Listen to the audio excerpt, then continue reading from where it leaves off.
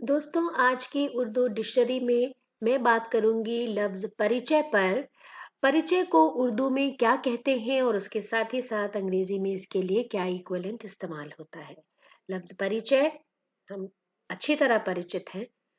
जैसे इस्तेमाल में है कि आपका परिचय क्या है, मैंने अपना परिचय दिया, उन्होंने अपना परिचय दिया।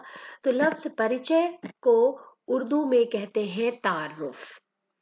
तारुफ का मतलब है परिचय।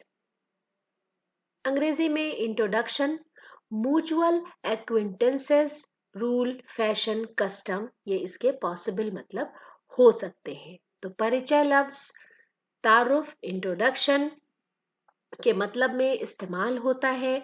जैसे आपका तारुफ क्या है, आप अपना तारुफ दीजिए, मैंने अपना तारुफ करवाया। ये तमाम सेंटेंसेस हम सुनते रहते हैं।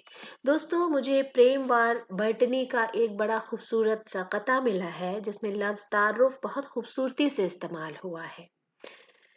कुछ इस तरह से है, बहुत मुख्तसर सा तारुफ है मेरा, न जोश जुनू हूँ न राज़े नेहा हूँ, किताबों में मुझको कहाँ ढूंढते हो, मैं चेहरे पे लिखी हुई दास्तां हूँ।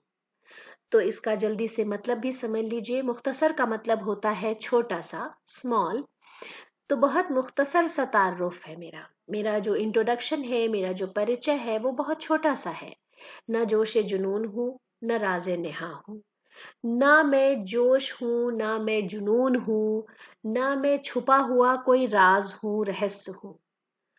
किताबों में मुझको कहाँ ढूंढते हो, मैं चेहरे पे लिखी हुई दास्तां हूँ। तो बहुत मुख्तसर सा तारुफ है मेरा।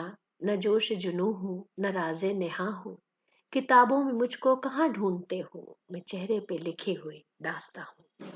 तो दोस्तों, आज के वीडियो के लिए हमारी ये छोटी सी पेशकश थी। अगली वीडियो के लिए चैनल को सब्सक्राइब करें। वीडियो देखने के लिए बहुत बहुत शुक्रिया।